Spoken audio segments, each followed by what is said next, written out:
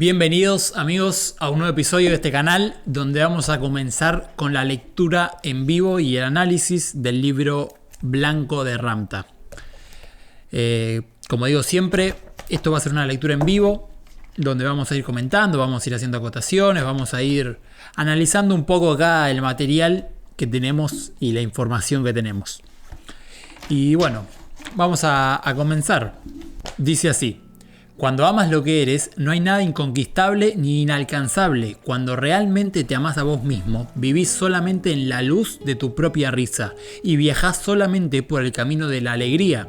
Cuando estás enamorado de vos mismo, entonces esa luz, esa fuerza unificada, esa felicidad, esa alegría, ese júbilo, estado del ser, se extiende a toda la humanidad. Cuando el amor abunda dentro de tu maravilloso ser, el mundo con todos tus desagrados se convierte en algo hermoso y la vida se llena de sentido y de alegría. No hay amor más sublime en la vida que el amor del yo. No existe amor más grande, pues a partir del abrazo del yo existe la libertad. Y en esa libertad es donde nace la alegría. Y gracias a ese nacimiento, Dios es visto, conocido y abrazado. El amor más profundo, más grande y más significativo es el amor del yo puro e inocente, la magnífica criatura que se sienta entre las paredes de la carne y que se mueve y contempla, crea, permite y es. Y cuando tú ames lo que eres, sin importar cómo seas, entonces conocerás esa magnífica esencia que yo amo, que se halla dentro de todos los rostros y dentro de todas las cosas. Entonces amarás como Dios ama. Así es fácil amar y perdonar. Así es fácil ver a Dios en toda la vida. El libro Blanco de Ramtha, publicado por primera vez en Estados Unidos a mediados de los 80, revolucionó los círculos de las incipientes Nueva Era al ser el primer libro de material canalizado que estuvo a la cabeza de la lista de los bestsellers durante tantos años. Este volumen, con gran contenido informativo, orden y simplicidad, nos presenta las bases y enseñanzas más importantes de esta entidad extraordinaria. Las enseñanzas de Ramtha son un sistema metafísico de pensamiento único en su género. A través de ellas nos acerca a una mayor comprensión del Dios interior o el Dios identificable y nos ofrece respuestas a temas tan enigmáticos como los orígenes de la creación, la evolución del hombre, la muerte, la reencarnación y la ciencia del conocimiento.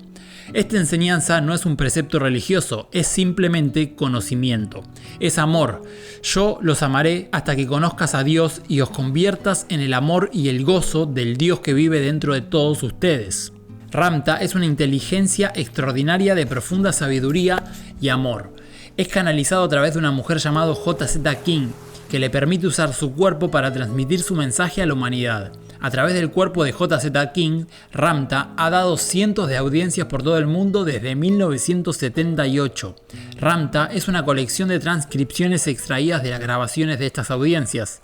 Yo soy Ramtha, una entidad soberana que vivió hace mucho tiempo en este plano llamado Tierra o Terra. En aquella vida yo no morí, sino que ascendí, porque aprendí a controlar el poder de mi mente y a llevarme a mi cuerpo a una dimensión invisible de vida. Al hacer esto me di cuenta de la existencia de una libertad, una felicidad y una vida ilimitada. Ahora soy parte de una hermandad invisible que ama grandemente a la humanidad. Nosotros somos sus hermanos que oímos sus plegarias, sus meditaciones y observamos todos sus movimientos. Estoy acá para recordarte una herencia que la mayoría de ustedes olvidó hace mucho tiempo. Yo traigo a tu plano los vientos del cambio, yo y aquellos que me acompañan. Estamos preparando a la humanidad para un gran evento que ya se ha puesto en marcha. Vamos a unir a todas las personas de este plano, permitiendo al hombre ser testigo de algo magnífico y brillante, algo que le hará abrirse y permitir que el conocimiento y el amor fluyan a través de él. No hay otra redención para la humanidad que el reconocimiento de su divinidad. Ustedes son la semilla de esta realización. Hermosas palabras lo que dice acá la intro. Bueno, nos está diciendo que Ramtha es una entidad que la canaliza esta mujer llamada J.Z. King y que este libro son las transcripciones de las conferencias que fue dando Ramtha.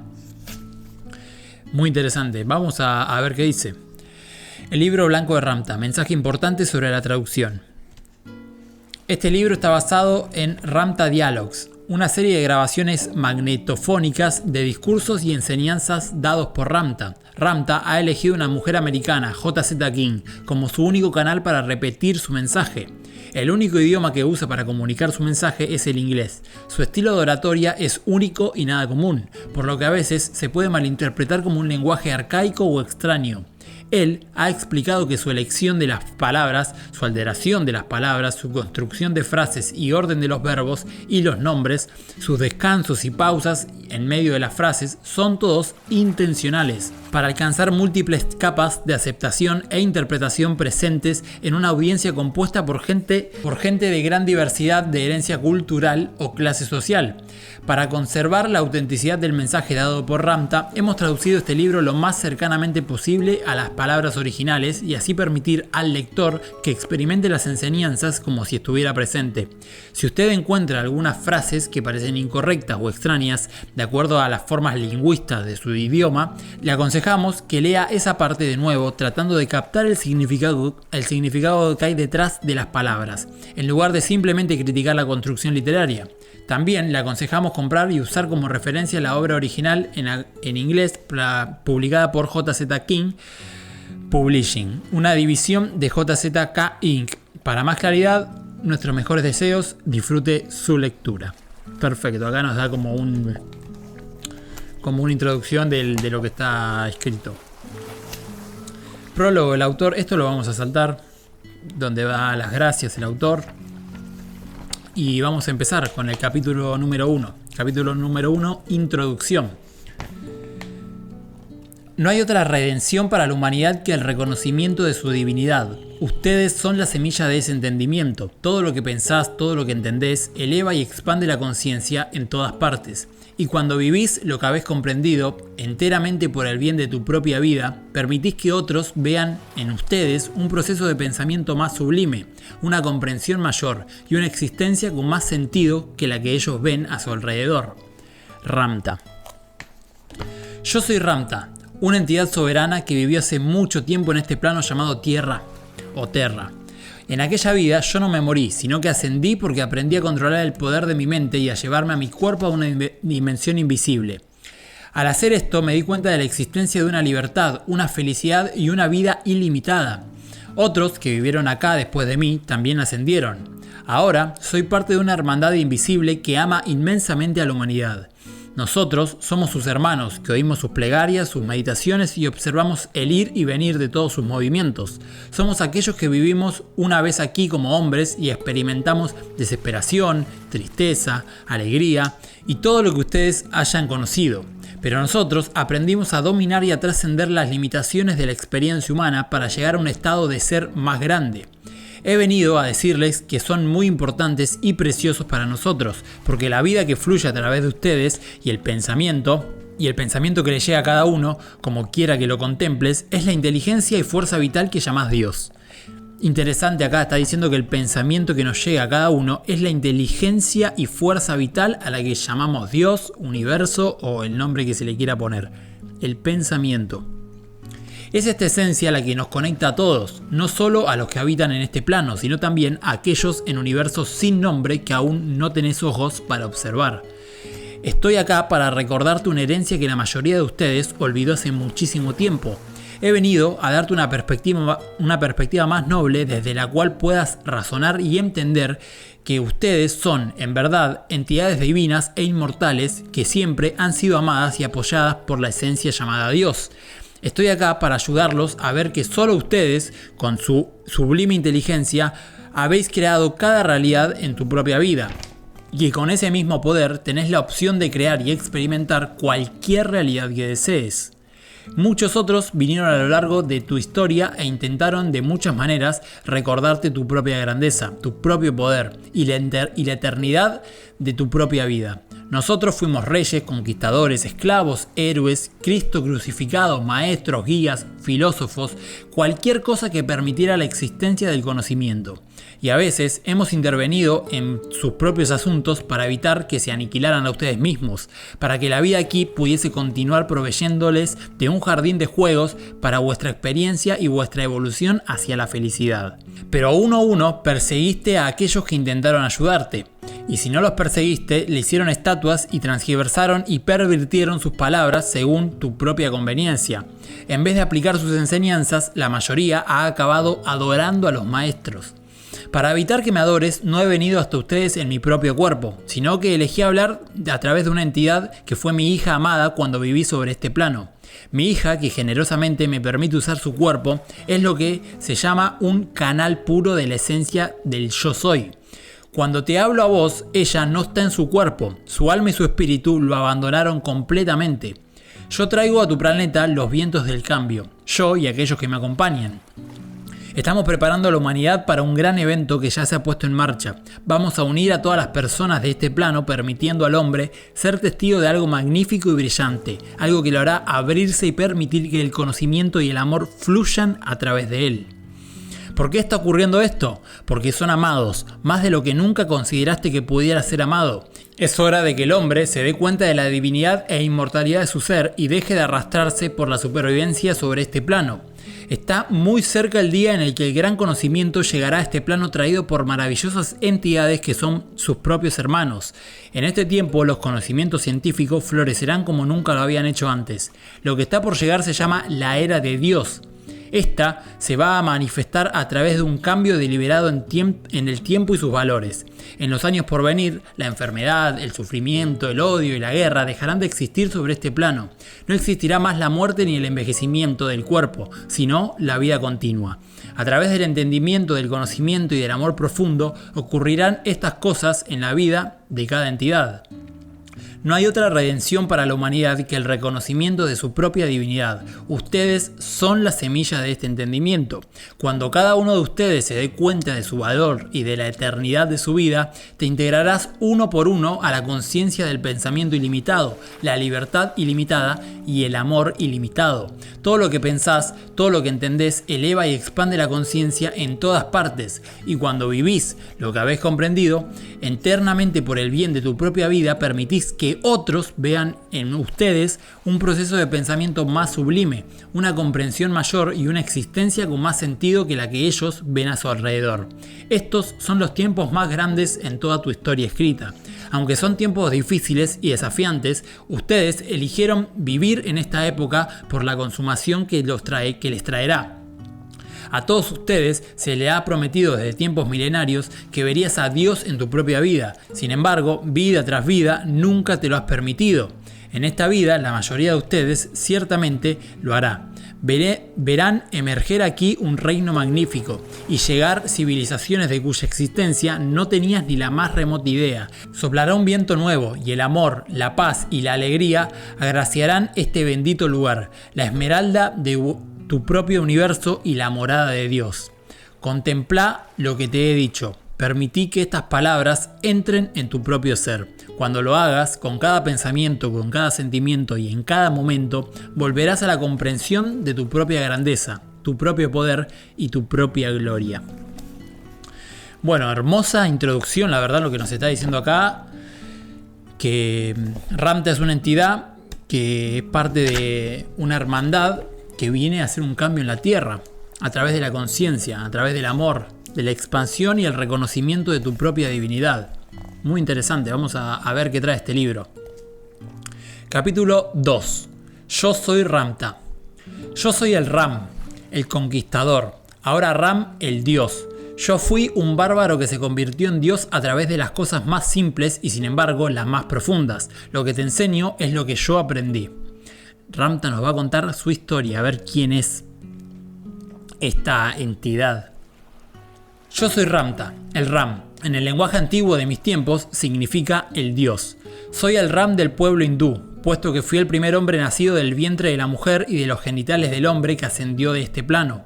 Aprendí a ascender, no por las enseñanzas de ningún hombre, sino a través de una comprensión innata del Dios que vive en todas las cosas. Fui también un hombre que odió y despreció, que mató, conquistó y reinó, hasta el momento de mi iluminación. Fui el primer conquistador que conoció este plano.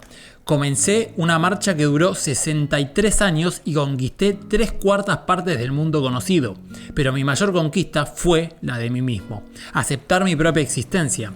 Cuando aprendí a amarme y a abrazar la totalidad de la vida, ascendí con el viento a la eternidad. Ascendí delante de mi gente en el noroeste del monte llamado Indus. Mi gente, que eran más de 2 millones, era una mezcla de lemures, los pueblos de Lonía, más tarde llamado Macedonia, y las tribus que escaparon de Atlántida, la tierra que tú llamas Atlántida. El linaje de mi gente forma hoy en día la población de India, Tíbet, Nepal y el sur de Mongolia. Solo viví una vez en este plano, hace 35.000 años según tu cómputo del tiempo. Nací en la ignorancia y desesperación de un pueblo desafortunado, peregrinos de la tierra llamado Lemuria que vivían en los barrios bajos de Onai, la ciudad portuaria más grande de Atlántida, en el hemisferio sur. Llegué a Atlántida durante los llamados últimos 100 años, antes de que el continente se partiera y las grandes aguas cubrieran su tierra. Interesantísimo, está hablando acá como de la Atlántida.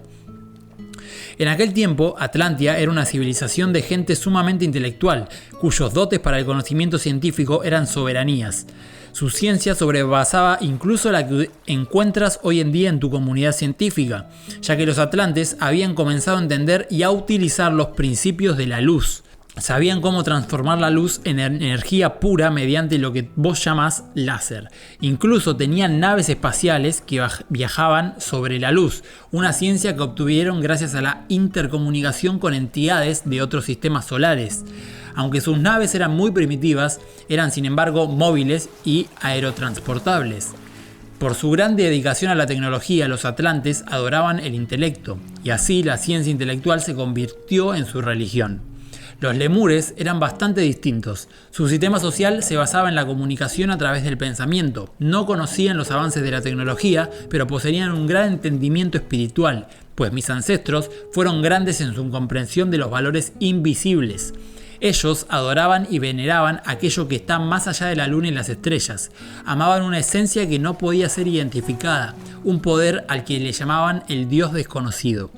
Como los lemures adoraban solo a este dios, los atlantes los despreciaban, ya que ellos despreciaban cualquier cosa que no fuera progresiva. En los días del Ram, cuando yo era un niño, la vida era muy ardua e indigente. En aquel tiempo, Atlántida ya había perdido su tecnología, ya que sus centros científicos en el norte habían sido destruidos. En sus experimentos con los viajes a través de la luz, los atlantes habían perforado la capa de nubes que entonces rodeaba a nuestro planeta Tierra, como la que hoy rodea a Venus. Al perforar la estratosfera se produjeron grandes diluvios y luego un congelamiento que sumergió la mayor parte de Lemuria y el norte de Atlántida bajo grandes océanos. Por eso, las gentes de Lemuria y del norte de Atlántida emigraron hacia las regiones del sur. Muy buena historia nos está contando acá. Vamos a continuar. Una vez que se perdió la tecnología del norte, la vida se volvió gradualmente primitiva en el sur. Durante los 100 años, antes de que el continente se hundiera, las regiones del sur fueron una Atlántida primitiva, que había degenerado bajo la opresión de tiranos, quienes la gobernaban no como una república, sino con las leyes inquebrantables. En este gobierno de leyes inquebrantables, los lemures eran considerados como el estiércol de la tierra, menos que los perros de la calle. Imagina cómo sería que te escupieran, que te orinaran encima y que solo te permitieran lavarte con tus propias lágrimas. Imagina que los perros callejeros tuvieran más alimento que vos, quien muriendo de hambre buscaba cualquier cosa para matar la agonía de tu estómago. En las calles de Onai era habitual ver cómo abusaban de los niños y cómo golpeaban y violaban a las mujeres. Era común ver atlantes pasar por delante de un lemur muerto de hambre en el camino y taparse las narices con pañuelos de lino perfumados con jazmín y agua de rosas, ya que se nos consideraba criaturas maltrechas y malolientes. Éramos menos que nada, seres sin almas.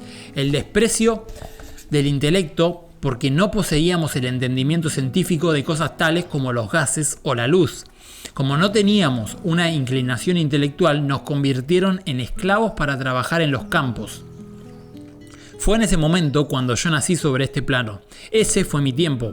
¿En qué sueño estaba viviendo? En la caída del hombre, en la arrogancia y la estupidez del intelecto. Interesante lo que dice acá, porque está diciendo como que el intelecto sirve, pero cayeron en una Lo volvieron religión al intelecto y poco a poco esa misma religión del intelecto fue haciendo mierda todo, y a las personas que no compartían su filosofía las trataban, acá te dice, imagínate que te escupieran, que te orinaran encima y que solamente te permitieran lavarte con tus propias lágrimas. Imagínatelo, esto hagámoslo personal. Continuamos. No culpé a mi madre por no saber yo quién fue mi padre. No culpé a mi hermano de que nuestro padre no fuera el mismo. Ni siquiera culpé a mi madre por nuestra propia pobreza. Cuando era niño vi cómo llevaban a mi madre a las calles y le arrebataban su dulzura. Después de que se la llevaron, vi a un niño crecer dentro de su vientre y yo sabía de quién era. Y vi a mi madre llorar porque iba a tener otro niño en las calles sufriendo como nosotros en esta tierra prometida. Como mi madre estaba muy débil para parir a la criatura por sí sola, yo la ayudé a dar a luz, a mi pequeña hermana. Me arrastraba por las calles buscando comida, mataba perros, gallinas y al atardecer robaba el grano de los propietarios, pues era muy sigiloso. Así alimenté a mi madre, quien a su vez amamantaba a mi pequeña hermana. Nunca culpé a mi pequeña hermana por la muerte de mi querida madre, ya que la niña le robó todas sus fuerzas. Mi hermana se volvió diarreica y no podía retener lo que entraba en su cuerpo, y así ella también perdió su vida. Acosté a mi madre y a mi hermana juntas y fui a buscar leña. Las cubrí con la leña y me escabullí en la noche en busca de algo de fuego. Pronuncié una plegana para mi madre y mi hermana, a quienes tan profundamente amaba. Entonces prendí la leña sigilosamente, para que el hedor de sus cuerpos no llamara la atención de los atlantes, ya que de lo contrario arrojarían sus cuerpos al medio del desierto, donde las hienas caerían sobre ellos y los despedazarían. Mientras veía a mi madre y a mi hermana consumirse en las llamas, mi odio por los atlantes aumentaba dentro de mi ser hasta convertirse en un veneno como el de una gran víbora, y yo era solo un niño.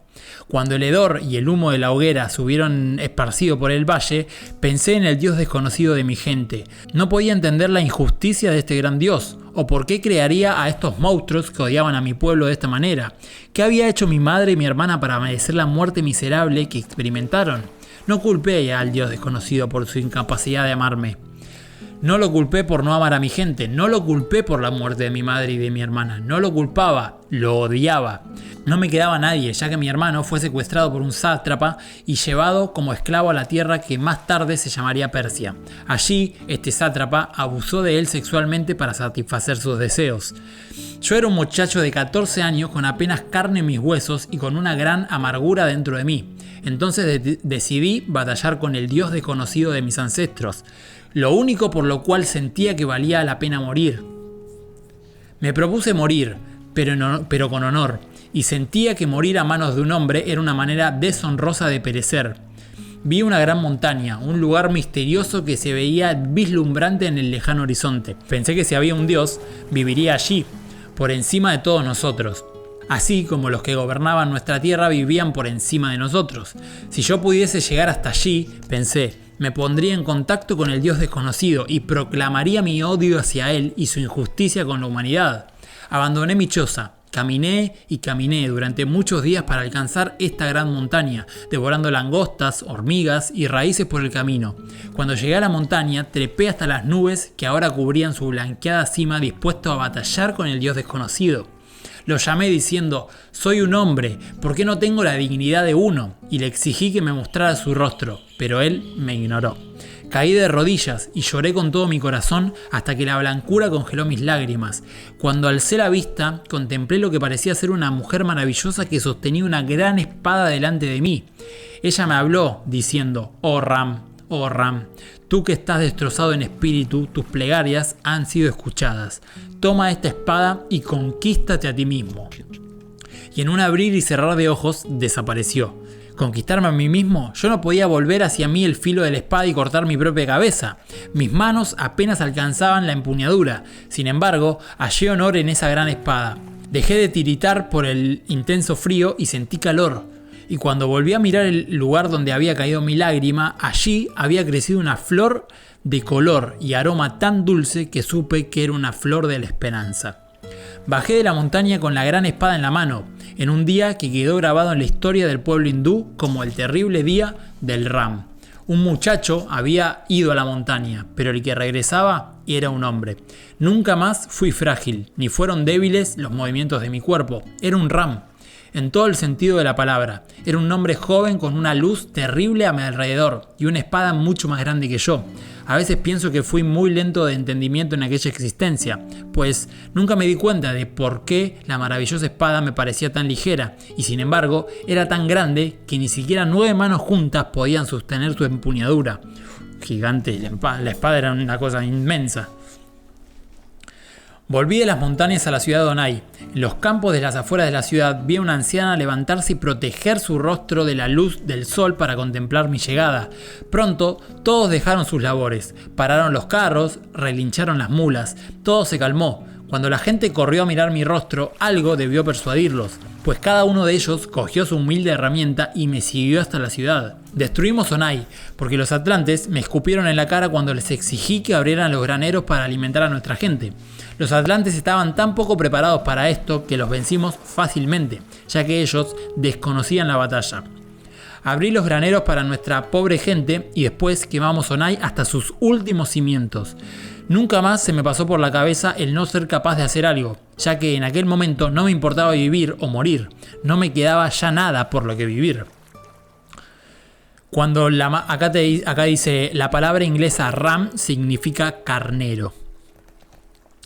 Cuando la masacre y el fuego hubieron terminado, una gran herida seguía dentro de mi ser, ya que mi odio no había quedado satisfecho. Huí de la gente para esconderme en las montañas, pero ellos me siguieron a pesar de que yo los maldecía, los escupía y les arrojaba piedras. Ram, ram, ram, ram, cantaban, con sus herramientas de campo y el grano amarrado en trapos, llevando manadas de cabras y ovejas delante de ellos. Les grité que me dejaran en paz y volvieran a sus casas, pero ellos aún me seguían, pues ya no tenían casa, yo era su casa. Puesto que insistieron en seguirme a donde quisiera que fuera, reuní a todas esas criaturas desalmadas en grupos diferentes y se convirtieron en mi ejército, en mi pueblo. Eran realmente grandes personas, pero soldados de ninguna manera. Más de ahí en adelante, el gran ejército del Ram se constituyó por sí mismo. Su número al principio era casi de 10.000 personas. Está muy interesante la historia que nos está contando y la exactitud de las cosas que está diciendo. No sé, muy interesante. Desde ese momento fui una entidad obsesionada, un bárbaro que despreciaba la tiranía del hombre. Yo odiaba al hombre y luchaba enteramente en espera de la muerte. No tenía miedo de morir, como muchos de mis hombres, porque yo quería morir honorablemente. Nunca supe lo que es el miedo, solo conocía el odio. Para dirigir una carga, siendo tú el que va al frente, sin nadie a tu alrededor, tenés que estar loco. La persona que es capaz de hacer esto está llena de un poderoso impulso llamado odio. Así, yo era un espectáculo buscando ser derribado por el más noble de mis enemigos. Si tan solo ellos me hicieran ese honor, y yo escogía a los más valiosos de mis oponentes para poner fin a mi vida. Pero ¿sabes algo? Donde el miedo está ausente, está presente la conquista. Donde el miedo está ausente, está presente la conquista.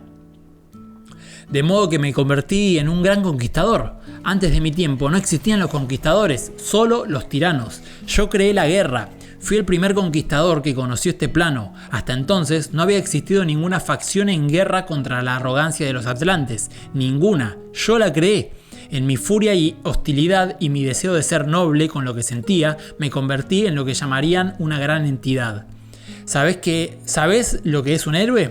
Yo fui uno, en verdad. El héroe defiende la vida y pone fin a las injusticias de la vida misma, sin darse cuenta de que al hacerlo está creando una nueva injusticia. Yo deseaba acabar con todas las formas de la tiranía y lo hice, solo para convertirme en lo que yo más despreciaba, un tirano. De ahí en adelante fui impulsado por el afán de dar muerte a la tiranía y de hacer más respetable el color de mi piel. Y de todos los lugares que sitiamos y las batallas, todas las tierras que cruzamos y todas las gentes que liberamos por el camino uno a uno, mi ejército creció y grande fue la leyenda del Ram y su armada.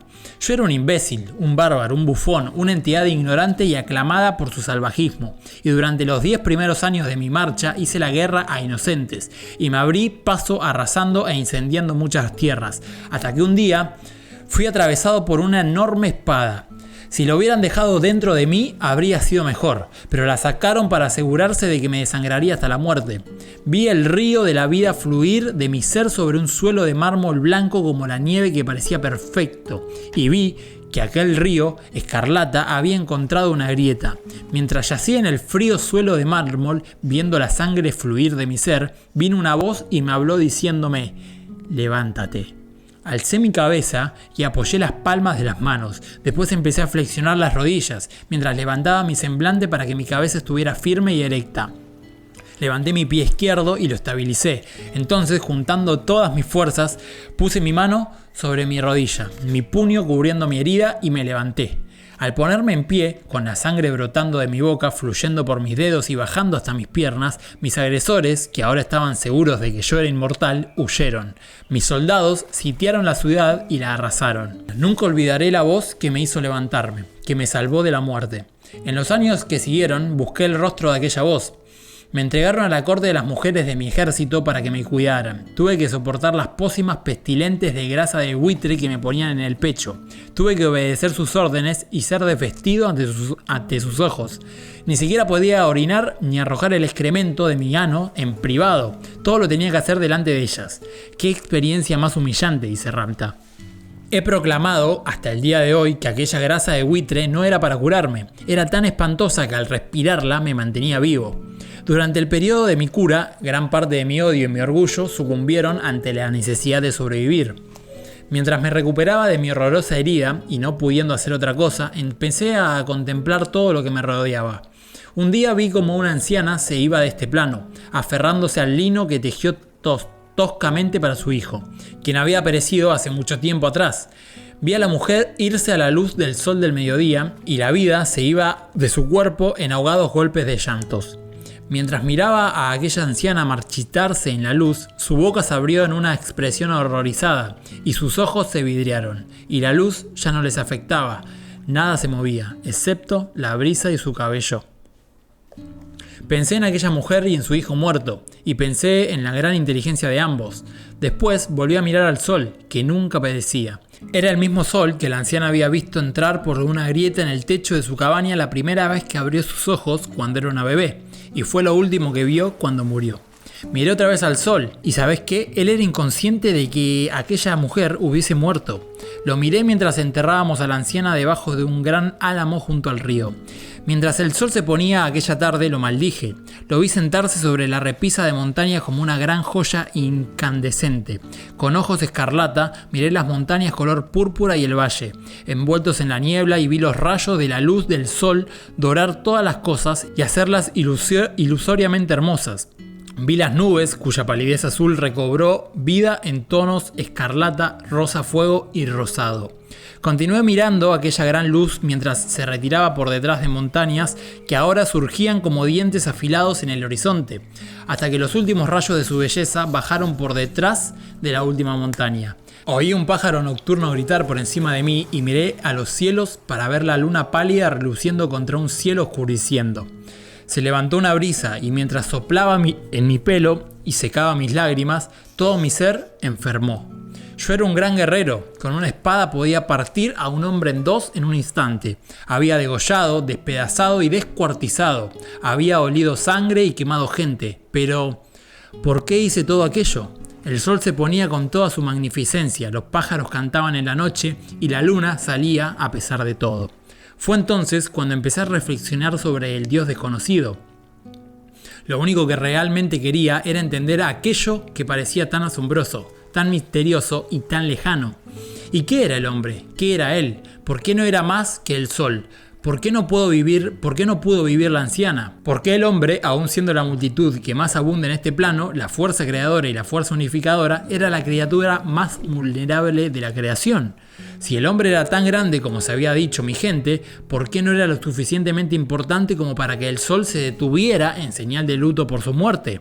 ¿O para que la luna se volviera púrpura? ¿O para que los pájaros dejaran de volar? El hombre parecía carecer de importancia, puesto que todas esas cosas seguían su marcha aunque él pereciera. Todo lo que quería era saber. No tuve un maestro que me enseñara sobre el Dios desconocido, pues no confiaba en ningún hombre. Tanto había visto y perdido a causa de la maldad del hombre y su pensamiento alterado. Había visto al hombre despreciar al hombre y negarle la existencia de su alma. Había visto inocentes destripados y quemados por miedo. Había visto niños desnudos en grupos de esclavos, examinados por almas perversas que le arrancaban su vello adolescente para que mantuvieran su imagen de niño cuando los violaran. Había visto sacerdotes y profetas inventar, con su odio hacia la humanidad, criaturas de gran tormento y fealdad para poder gobernar y esclavizar a la gente con las leyes de la religión.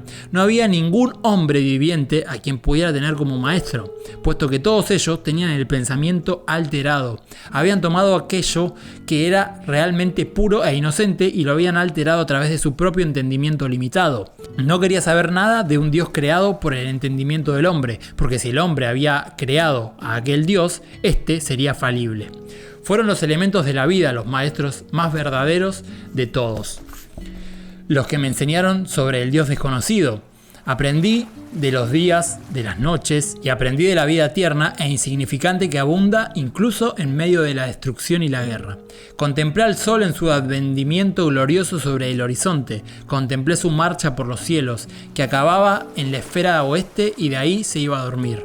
Aprendí que el sol, aunque era mudo, controlaba la vida sutilmente, ya que todos los que eran bravos y valientes y luchaban entre sí, cesaban su batalla cuando el sol se ponía. Contemplé la belleza de la luna en su pálido resplandor mientras bailaban los cielos, iluminando la oscuridad de maneras misteriosas y maravillosas. Vi las fogatas de nuestros campamentos encender el cielo del atardecer. Escuché a las aves que aterrizaban en el agua, a los pájaros susurrando en sus nidos nocturnos y a los niños con sus risas. Observé las estrellas fugaces, los risueños, la escarcha en los juncos y el lago plateado de hielo, creando una ilusión de otro mundo. Vi como las hojas de los olivos se tornaban de esmeralda a plata cuando el viento soplaba a través de ellas. Observé a las mujeres paradas en el río mientras llenaban sus cántaros de agua, con sus ropas atadas, descubriendo sus rodillas de alabastro. Escuché el bullicio de sus habladurías y la broma de sus risas. Olí el fuego de hogueras distantes y el ajo y el vino en el alimento de mis hombres. No fue hasta que observé y reflexioné sobre la vida y de su continuidad que descubrí quién era realmente el Dios desconocido. Deduje que el Dios desconocido no era ninguno de los dioses creados por el pensamiento alterado del hombre. Me di cuenta de que los dioses en la mente de los hombres son solo las personalidades de aquello que más temen y respetan. El auténtico Dios es la esencia que siempre continúa, que permite al hombre crear y representar sus ilusiones de cualquier manera que él elija, y que todavía estará ahí cuando el hombre vuelva otra vez, en otra primavera, en otra vida. Me di cuenta de que es el poder y la continuidad de la fuerza de la vida en cómo el Dios desconocido yace realmente. ¿Quién era el Dios desconocido? Era yo, y los pájaros en su nido nocturno, la escarcha de los juncos y el rocío de las mañanas, y el cielo en el atardecer. Era el sol y la luna, los niños y sus risas, las rodillas del abalastro y el agua del río. Era el olor del ajo y el cuero y el metal. Me llevó mucho tiempo llegar a este entendimiento, sin embargo, había estado siempre ante mis ojos. El Dios desconocido no estaba más allá de la luna o del sol, estaba a mi alrededor. Y con este nuevo nacimiento de la razón, empecé a abrazar la vida, a apreciarla y a encontrar una razón para vivir. Había algo más que la sangre y muerte y el hedor de la guerra. Había vida, más de lo que nunca habíamos percibido. Qué rico que estuvo esto. ¿Quién era el Dios desconocido? Era yo. Y todo lo que nos rodea está a nuestro alrededor todo el tiempo, el Dios desconocido. Dios. Fue a través de este entendimiento que en los años siguientes yo llegaría a comprender que el hombre es lo más grandioso entre todas las cosas y que la única razón por la que el sol sigue su curso mientras que el hombre muere es porque el sol nunca contempla la muerte. Todo lo que él sabe es ser.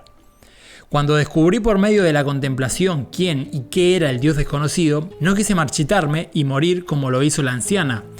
Debe haber un medio, pensé, de vivir para siempre, como el sol.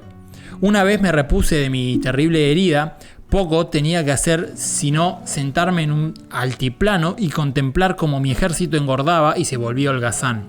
Un día, mientras miraba el horizonte para ver las siluetas vagas de montañas fantasmales y valles aún inexplorados, me pregunté cómo sería ser el Dios desconocido, el elemento de la vida, cómo podría yo ser parte de esa esencia que es continua. Fue entonces cuando el viento me jugó una treta y me insultó más de lo que yo podía aceptar. Sopló sobre mi capa, que era grande y majestuosa, y la arrojó sobre mi cabeza. ¡Qué cosa más ridícula! No era una posición muy digna para un conquistador. Luego, el viento hizo que un maravilloso remolino de polvo color azafrán creara una columna detrás de mí que subía hasta los cielos. Y en cuanto me distraje, el viento cesó y todo el polvo cayó sobre mí. Y luego el viento se fue soplando por el cañón, río abajo, atravesando los maravillosos huertos de olivos, tornando las hojas de esmeralda a plata. Y levantó las faldas de una hermosa muchacha alrededor de su cintura, con todo el revuelo que ello provocó. Y luego se llevó el sombrero de un niño pequeño, y el niño fue corriendo tras él, riendo sin parar. Le ordené al viento que volviera, pero solo se rió en el vendaval del cañón. Luego, cuando mi cara se volvió azul de tanto gritar órdenes, me senté en cuclillas, y él vino y sopló en mi cara suavemente. Eso es libertad. Mientras que no había hombre al que yo tuviera como ideal, el viento demostró ser mucho más que un ideal para mí. Al viento no le puedes ver, pero cuando se echa con furia sobre ti, estás asediado. Y no importa lo grande y poderoso que seas, no podés declararle la guerra al viento. ¿Cómo vas a hacer? ¿Acuchillarlo por la espalda? ¿Despedazarlo con tu hacha? ¿Escupirlo? Él no hará más que arrojártelo de vuelta en el rostro. ¿Qué otra cosa podría ser el hombre? Pensé. Que le diera esa libertad de movimiento, ese poder, y que fuera incapaz de dejarse aprisionar por la naturaleza limitada del hombre, que le permitiera estar en todas partes y a todas horas, y que, a diferencia del hombre, nunca muriera. Para mí, el viento era la esencia suprema, siempre continuo, libre de movimiento, ocupando todo, sin forma ni fronteras, mágico, explorador, aventurero. Y es esta realmente la semblanza más cercana que existe a la esencia de Dios de la vida.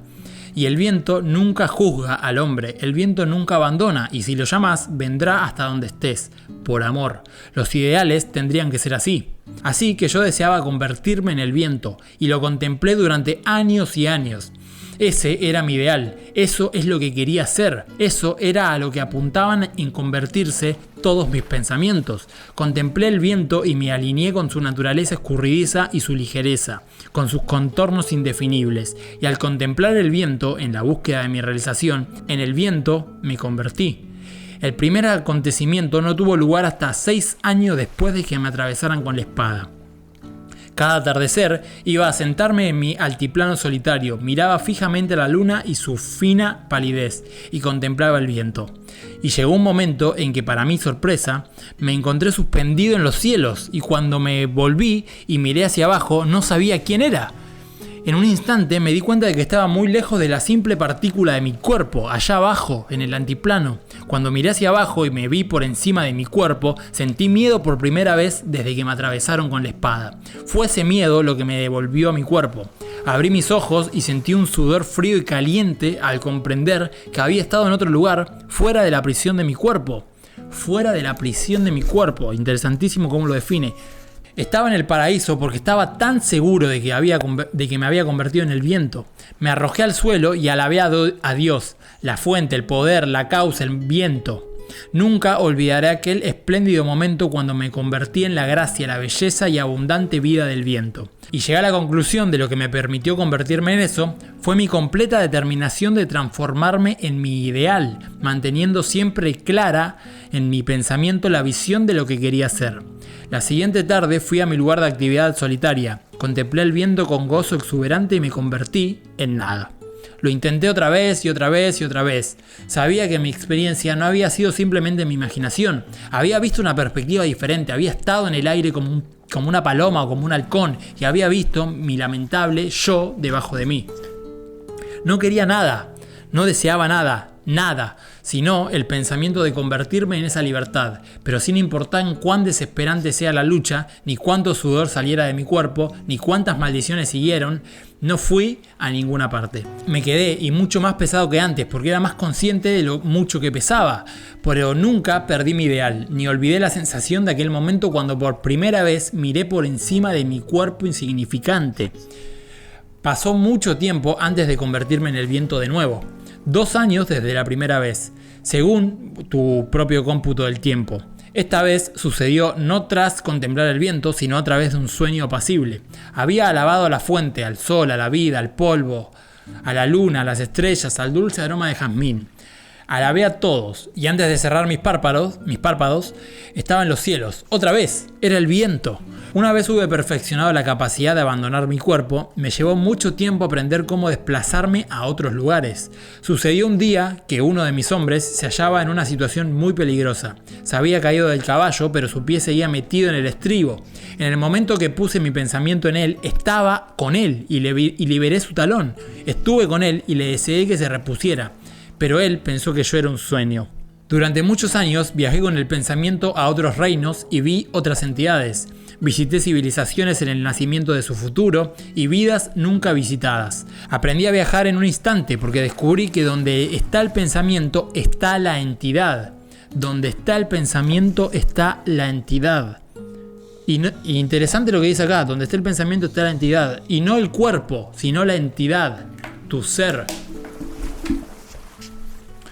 ¿Y cómo conquisté a partir de entonces? Fui un enemigo imponente puesto que conocía la manera de pensar de mis rivales. Por lo tanto, me burlé de todos ellos. Nunca volví a asediar sus reinos. Dejé que ellos solos se asediaran. Poco a poco, a lo largo de muchos años y a medida de que el pensamiento de transformarme en mi ideal se convirtiera en la fuerza vital de las células de mi cuerpo, mi alma, gradualmente cambió la programación de cada estructura celular, aumentando la frecuencia vibratoria en todas ellas. Tan fuerte era mi deseo, Cuanto más en paz estaba con la vida, más experimentaba esa emoción en toda mi estructura física, hasta que me fui volviendo cada vez más y más ligero. Hacemos una pausa acá, dice: cuanto más estaba en paz con la vida, más experimentaba esa sensación en mi estructura física.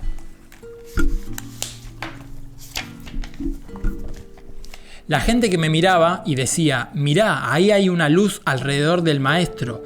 Y la veía, ya que mi cuerpo estaba vibrando a una velocidad más rápida, pasando de la velocidad de la materia a la velocidad de la luz. Eso es lo que hacía que una luz emanara de mi ser. Con el tiempo, mi cuerpo se fue volviendo más ligero y tenue a la luz de la luna. Entonces, una noche, llegué hasta donde estaba la luna. Ya no viajaba solo con el pensamiento, había aumentado las vibraciones de mi cuerpo hasta vibrar como la luz y me había llevado la totalidad de mi cuerpo conmigo. Estaba lleno de júbilo y alegría, porque aquello que había logrado nunca se había oído antes, y volví solo para ver si lo podía hacer otra vez, y lo hice una y otra vez, 63 veces antes de mi ascensión final. Se convirtió en una expectativa, como el respirar lo es para vos. Cuando me convertí en el viento me di cuenta de lo limitado que había sido y de lo libre que eran los elementos. Cuando me convertí en el viento me convertí en un poder invisible y sin forma, que es luz palpitable, indivisible. Así podía moverme entre los valles y cañadas a través de montañas, océanos y estratos y nadie podía verme.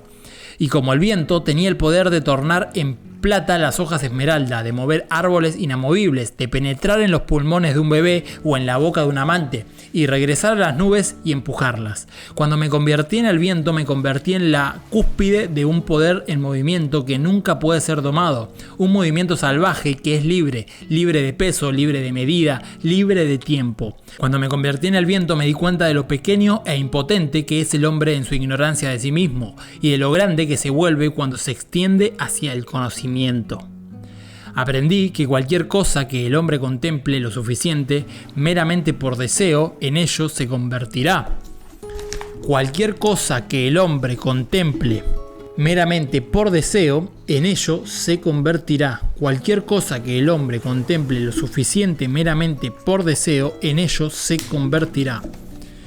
Si el hombre se dice repetidamente a sí mismo que es un ser miserable, sin alma, impotente, lo creerá y en ello se convertirá. Si se llama a sí mismo Señor del Viento, será el Señor del Viento, como yo lo fui. Y si se llama a sí mismo Dios, adivinen qué, se convertirá en Dios. Una vez que hube apreciado estas cosas, empecé a enseñar a mis amados hermanos sobre el Dios desconocido, la fuente de toda la vida.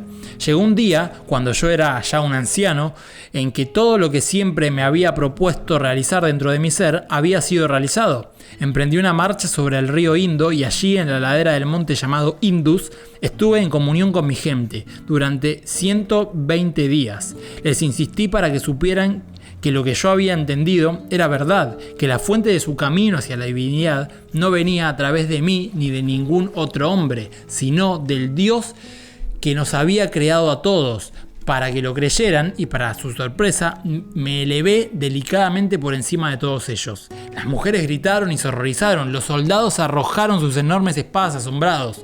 Los saludé y me despedí de todos ellos, y los alenté para que aprendieran como yo había aprendido, y llegaran a ser lo que yo había llegado a ser, cada cual a su manera.